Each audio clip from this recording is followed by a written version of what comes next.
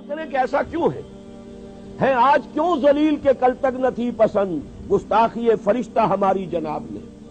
اور عام مسلمان کے ذہن میں سوال آتا ہے کہ ہم چاہے کیسے بھی ہیں، برے ہیں، ہمارے اعمال صحیح نہیں ہیں، ہم کلمہ گو تو ہیں، اللہ کو مانتے تو ہیں، محمد کے کلمہ گو تو ہیں، صلی اللہ علیہ وسلم نام لیوا تو ہے، ان کی محبت جو ہے وہ ہمارے سینے میں ہے موجود، قرآن کی تعظیم کرتے ہیں، آخرت کو مانتے ہیں، نمازیں پڑھتے ہیں. کروڑوں مسلمان ہیں جو نمازیں پڑھتے ہوں گے، 130 کروڑ میں سے آخر 30 کروڑ تو ہوں گے نماز پڑھنے والے.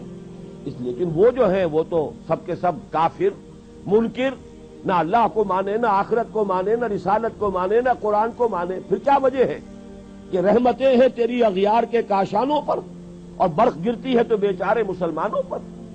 اس موضوع پر الحمدللہ کہ میرے مضامین نوائے وقت میں چھپ چکے ہیں، اور اب چونکہ وہ تکمیل کو پہنچ گیا سلسلہ کتابی شکل میں بھی آ جائے گا. اللہ کا ایک قانون عذاب ہے، ایک قانون کے تحت ہوتا ہے جو کچھ ہوتا ہے، اللہ کا ضابطہ ہے. قرآن اس کے لیے لفظ سنت استعمال کرتا ہے. وَلَن تَجِدَ لِسُنَّتِ اللَّهِ تَبْدِيلًا وَلَن تَجِدَ لِسُنَّتِ اللَّهِ تَحْوِيلًا. اللہ کی سنت، اللہ کے قواعد و ضوابط میں کوئی تغیر نہیں ہوتا. اور وہ سنت کیا ہے؟ کافروں پر عذاب اس دنیا میں صرف اس صورت میں آتا تھا کہ کوئی رسول آئے اور ان میں اتمام حجت کر دے. پھر اگر وہ بحیثیت مجموعی وہ قوم رسول کا انکار کرے تو اس قوم کو ختم کر دیا جاتا تھا. جیسے کہ حضرت نوح، حضرت ہود، حضرت صالح، حضرت شعیب، حضرت لوط اور آل فرعون، ان کا تذکرہ قرآن مجید میں سمجھتا ہوں کم سے کم 10 مرتبہ آیا ہے. یہ میں بہرحال حساب کر کے تو نہیں کہہ رہا، میرا اندازہ ہے کہ 10 مرتبہ یقیناً ان 6 اقوام کا تذکرہ ہے. اور اس کے حوالے سے یہ قانون سمجھ لیجئے، جس قوم کی طرف رسول بھیجا گیا اس قوم نے بحیثیت مجموعی رسول کی دعوت کو رد کر دیا، قوم ہلاک کر دی گئی. صرف رسول بچا لیے گئے اور ان کے ساتھی اہل ایمان بچا لیے گئے. اب ظاہر بات ہے کہ اب تو کوئی رسول آئیں گے نہیں، لہذا اس نوع کا عذاب کسی کافر قوم پر نہیں آئے گا قیامت تک، اس لیے کہ کافروں پر عذاب کے لیے یہی قاعدہ ہے. اب جو عذاب آئے گا ان پر جو عذاب ہے وہ آخرت کا عذاب ہے. اصل عذاب تو آخرت کا ہی ہے نا، اصل زندگی آخرت کی ابدی زندگی ہے. یہاں تو کیا ہے، قوم نوح ڈوب گئی، ختم ہو گئی، 2-4 ڈبکیاں دی ہوگی ہر آدمی نے، جان نکل گئی. عذاب کیا آیا؟ اصل عذاب تو وہاں ہے جو آخرت کا ہوگا. دنیا میں عذاب آتا ہے مسلمانوں پر.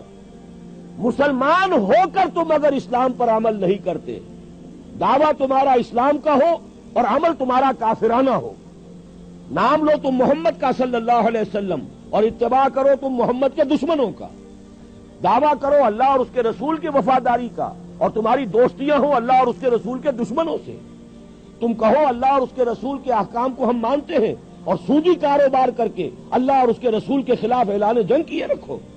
اصل عذاب دنیا میں مسلمانوں پر آتا ہے، جیسے کہ پہلے یہودیوں پر آیا، اس لیے کہ ہم سے پہلے کی مسلمان امت وہی تھی. جب تک حضور صلی اللہ علیہ وسلم کی بعثت نہیں ہوئی وہی امت تھی. موسیٰ کے ماننے والے، تورات کے ماننے والے یہودی، یہ امت مسلمہ تھی. لیکن ان پر کیسے کیسے عذاب آئے. نبوکدنضر کے ہاتھوں برباد کرایا گیا، کبھی پھر یونانیوں کے ہاتھوں تباہی آئی، کبھی رومیوں کے ہاتھوں تباہی آئی. اس صدی میں بھی آپ نے دیکھا، اگر آپ بھولے نہ ہو کہ یہ صدی کے وسط میں ہٹلر کے ہاتھوں 60 لاکھ یہودی قتل ہوا. یہ کون ہے؟ اللہ کو بھی مانتے ہیں، حضرت موسیٰ کو بھی مانتے ہیں، تورات کو بھی مانتے ہیں، وہ تو مدعی ہیں اللہ اور اس کے رسول کے ماننے والے. لیکن یہ کہ ان پر جو عذاب آئے وہ آپ کے سامنے ہے. اسی طرح کا عذاب ہم پر آ رہا ہے کہ تم نام لیتے ہو ہمارا اور عمل تمہارے خلاف ہے. لما تقولون ما لا تفعلون کبر مقتا عند اللہ ان تقولوا ما لا تفعلون. کیوں کہتے ہو جو کرتے نہیں ہو؟ اللہ کے غضب کو اور اللہ کے غیظ کو اور غصے کو بھڑکانے والی ہے یہ بات کہ تم کہو جو کرتے نہیں. یہ ہے اصل سبب. اصل مجرم ہم ہیں، ہم دوہرے مجرم ہیں. ان کا جرم ایک ہے، انہوں نے انکار کر دیا، چھٹی ہوئی. ہم ہیں کہ جو ہر روز کہتے ہیں ایاک نعبد و ایاک نستعین، اور پھر اس دن میں 50 مرتبہ اللہ کا حکم توڑ رہے ہیں.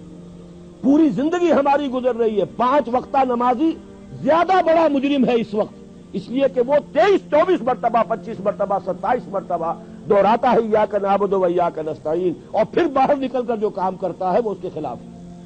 یہ ہے اصل میں سبب. اور یہ جان لیجئے جو عذاب ہم پر آ رہا ہے اللہ کا وہ اس وجہ سے آ رہا ہے.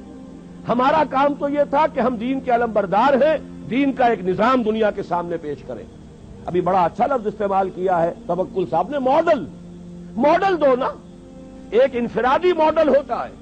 حضور صلی اللہ علیہ وسلم اپنی ذات میں ماڈل تھے, لقد کان لکم فی رسول اللہ اسوۃ حسنہ, لیکن حضور نے صرف ذاتی اور انفرادی ماڈل نہیں دیا, ایک اجتماعی ماڈل فراہم کر دیا, نظام قائم کر کے دکھا دیا. یہ ہے اللہ کا دین, یہ ہے اس کا سیاسی ڈھانچہ, یہ ہے اس کا معاشی ڈھانچہ, یہ ہے اس کی معاشرت, یہ ہے اس کی فیملی لاز, یہ ہے اس کے اندر تمام قوانین فوجداری اور دیوانی, یہ ہے یہاں پر قانون شہادت, یہ ہے سارا نظام. دیکھ لو, ٹھوک بجا کر دیکھ لو, یہ نظام ہے. جب تک وہ ماڈل مسلمان قائم نہیں کریں گے یہی عذاب کے کوڑے برستے رہیں گے.